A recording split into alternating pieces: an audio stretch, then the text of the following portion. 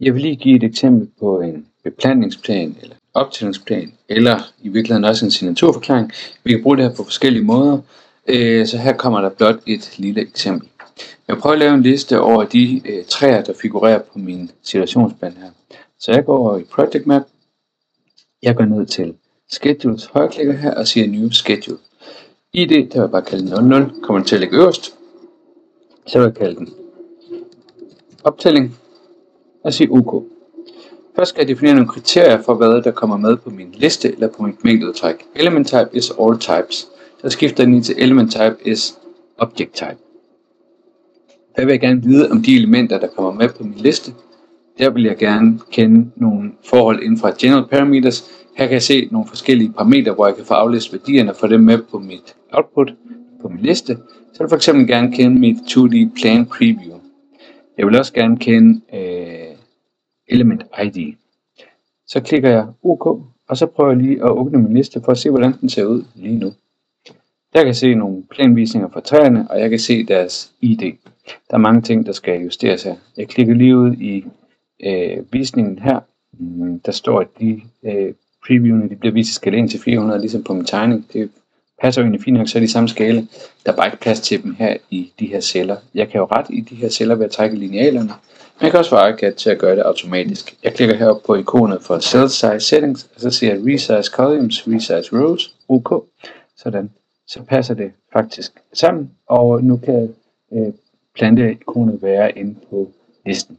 Jeg kan også se, at der er nogle af dem, eller de faktisk alle sammen hedder Object, og de parametre, der blev vist med blå skrift, de er interaktive. Det betyder, at jeg faktisk kan styre dem herindfra. Så hvis jeg kalder det her objekt for Quercus i stedet for objekt, og hopper ud på min plan, jeg kan selvfølgelig ikke se, hvad det er for noget, men det kan faktisk få ArchiCAD til at vise mig herindfra. Jeg kan vælge det på min liste og sige Select on Floor Plan, eller Select in 3D.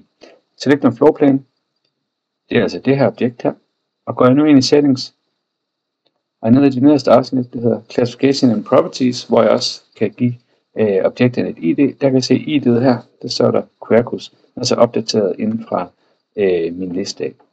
Så tager jeg en af de små træer her, dem vil jeg give et andet navn. Jeg vil give dem navnet Betulin, OK, og hopper nu ind på min liste, som ligger åben heroppe i mine vinduer, eller min tabs, så kan jeg se, at der er et objekt her, der hedder Betulin. Jeg kan ændre det hele herindfra, så jeg kan faktisk gå herind og kalde det her for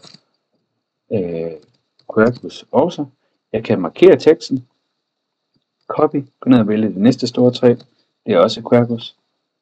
Der er nogle flere af dem, det her det er også Quercus. Og så er der et her, der skal hedde Betulin. Jeg kan også slå det hele sammen. Da mange elementerne stort set er ens, så giver det måske ikke mening, at de er på hver deres linje. Heroppe i venstre hjørne, der kan jeg klikke Merge Items, og så bliver alle elementer, der har de samme værdier, så sammen på den samme linje. Nu vil jeg så gerne vide, hvor mange der er. Så nu går jeg ind i Scheme Settings igen, og nede i feltet, hvor jeg kan se, hvilke parametre, der bliver vist, hvilke værdier, der bliver vist, der vil jeg lige sige Add Fields, og så vil jeg ind under General Parameters finde Quantity. Det er alfabetisk sorteret, så jeg skal ned og finde Q, der dobbeltklik på Quantity, så kommer den med, og nu skriver ArchiCAD altså, hvor mange der er af hvert element. Jeg vil gerne lige rette overskrifterne, og det kan jeg også gøre herindfra, så jeg kan sige signatur, jeg kan sige navn, og jeg kan skrive antal. Sådan. Det her det vil jeg gerne have gemt som et view, så jeg ved, at den holder størrelsen, og går ind og kigger på modellen i forhold til, hvilke lag der er tændt og slukket. Så jeg går over i min viewmap og laver en ny mappe her, der hedder annotation og optælling. Den mappe trækkes lige ud på yderste niveau, og herinde gemmer jeg det her view, create, og nu går jeg ud på mit layout, eksisterende situationsplan, går og finder mit view optælling, og drag and dropper det ind på layoutet. Skal jeg lige placere det pænt. Det kan være, at det skal sidde herovre. Okay. Jeg rykker lige lidt på tegningen, så der er lidt bedre plads til det hele.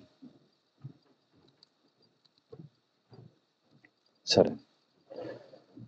Hvis nu jeg går ind og vælger nogle af mine træer inde på min plan, eksempelvis det her, så kan jeg gå ind og sige, at de står til at blive demolished i stedet for, det hele står faktisk til nye, så alting det er sat til at være nyt. Det er måske lidt misvisende. Jeg vil faktisk gerne rette det hele til at være eksisterende, fordi det her det beskriver faktisk eksisterende forhold. Hvis jeg vælger et hvilket som helst objekt, så kan jeg gå ind og se, at det har en renovation status, og faktisk er alle mine objekter sat til ny. Hvis nu jeg går op i document og siger renovation, reset renovation status, så kan jeg lave alle elementer om til, eller alle eksisterende elementer, de bliver ved med at være eksisterende. Dem, der er sat to be demolished, bliver slettet, og nye elementer bliver sat om til existing. Det er faktisk det, jeg har brug for, så nu klikker jeg bare OK, og nu er alle mine elementer altså lavet om til at være existing. Så peger jeg lige på 2 af dem, og siger, at de skal rent faktisk demolishes. OK, sådan. Og aktiverer jeg nu en demolition plan, jamen så bliver de farvet grå. Det er ikke så dramatisk, så vil jeg lige klikke på demolition plan hernede, for at gå ind og se, hvordan det er sat op. Demolition plan, den er sat til override elements to be demolished. Jeg siger graphic override rules. Elements to be demolished, de bliver overridet med en sort farve. Den skal være rød, outline, og fillen, den skal være rød og transparent background, og i 3D kan vi måske også farve den rød eller orange. Sådan. Så er det lidt mere dramatisk. Nu vil jeg gemme det her view som en rydningsplan. Sådan. Nu vil jeg lave et nyt layout til den. Ind under eksisterende situationsplaner. Rydningsplan. Jeg vil trække layoutet deroppe. Jeg vil placere det ligesom det forrige layout, så jeg højreklikker lige på forrige layout og siger Show as Trace Reference. Sådan. Så kan jeg tage den her tegning og trække ind, så den ligger præcis det samme sted som i den eksisterende situation. Så vil jeg også se, om ikke jeg kan lave en liste, der viser de træer, der skal fældes. Så jeg går hen i mit Project Map. Og jeg starter lige med at se modellen 2D her, hvor jeg også har aktiveret rydningsplanen. Nu går jeg ned og åbner min liste optælling her. Der er nogle af træerne, der nu er farvet røde. Jeg vil hellere lave en kopi af den her liste, så jeg laver en ny her, der hedder 01, og den skal hedde rydning.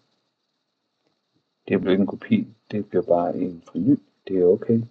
Jeg vil bare gøre det samme her, plan preview, og element ID, og quantity, sådan. Og heroppe under criteria, så vil jeg også lige sikre mig, at det faktisk kun er de elementer, der er sat til at blive demolished. Så jeg skal ned under renovation status. Ja, det er sat to be demolished. OK.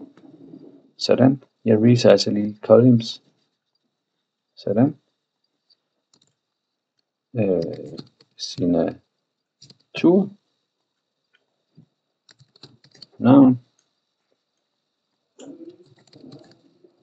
Antal. Jeg gemmer den her liste som endnu et view. Går på mit layout. Dobbeltklikker på min rydningsplan. Går og kigger i min viewmap og tager rydningslisten og placerer den, hvor den forrige liste også står. Så vil jeg lige få trace reference, det har jeg ikke brug for mere. Availability som trace reference kommer heller ikke med på print, så det vil være okay. Det forvirrer mig lige en lille smule før. Så jeg vil lige slukke for min trace reference og rykke den her lidt på plads. Og nu har jeg altså både en liste over antal træer, der skal ryddes, og antal træer på min eksisterende situationsplan.